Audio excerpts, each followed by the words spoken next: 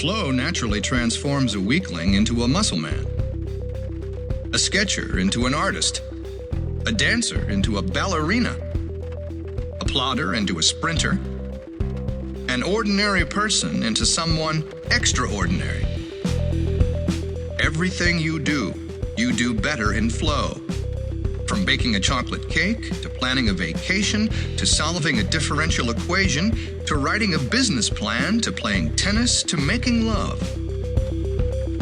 Flow is the doorway to the more most of us seek. Rather than telling ourselves to get used to it, that's all there is. Instead, learn how to enter into flow. There you will find, in manageable doses, all the more you need. Flow is an optimal state of consciousness, a peak state where we both feel our best and perform our best. It is a transformation available to anyone, anywhere, provided that certain initial conditions are met. Everyone from assembly line workers in Detroit to jazz musicians in Algeria to software designers in Mumbai rely on flow to drive performance and accelerate innovation. And it's quite a driver. Researchers now believe flow sits at the heart of almost every athletic championship, underpins major scientific breakthroughs, and accounts for significant progress in the arts. World leaders have sung the praises of flow. Fortune 500 CEOs have built corporate philosophies around the state. From a quality of life perspective, psychologists have found that the people who have the most flow in their lives are the happiest people on earth. Put differently, a recent Gallup survey found that 71% of American workers were not engaged or actively disengaged from their jobs. Think about this for a moment. 2 out of 3 of us hate what we do with the majority of our time. This is a crisis of commerce, to say the least.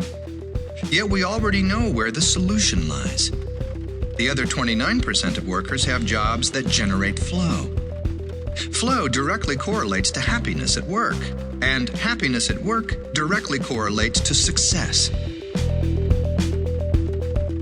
As CNN recently reported, a decade of research in the business world proves happiness raises nearly every business and educational outcome, raising sales by 37%, productivity by 31%, and accuracy on tasks by 19%, as well as a myriad of health and quality of life improvements.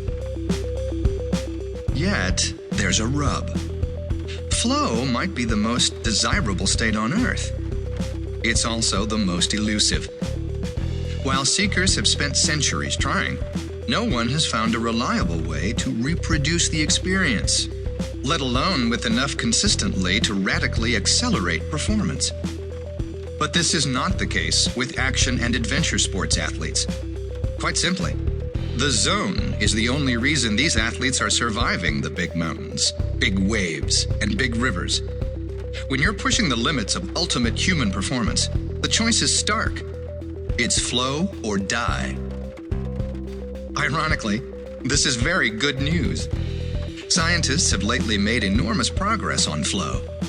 Advancements in brain imaging technologies like fMRI and consumer quantified self devices like the Nike Fuel Band allow us to apply serious metrics where once was merely subjective experience. Until now, there's been no way to tie all this disparate information together. But recent events in action and adventure sports solve this problem. Knowing that survival demands flow gives us a hard data set with which to work. We don't have to wonder if our research subjects are really in flow. If they live through the impossible, we can be certain. Moreover, by mapping this new science onto these extreme activities, we can start to understand exactly how flow works its magic. Finally, if we can figure out exactly what these athletes are doing to reliably reproduce this state, then we can apply this knowledge across the additional domains of self and society. In other words, Despite the unusual them at the center of this story, this book is really about us, you and me. Who doesn't want to know how to be their best when it matters most? To be more creative, more contented, more consumed. To soar and not to sink.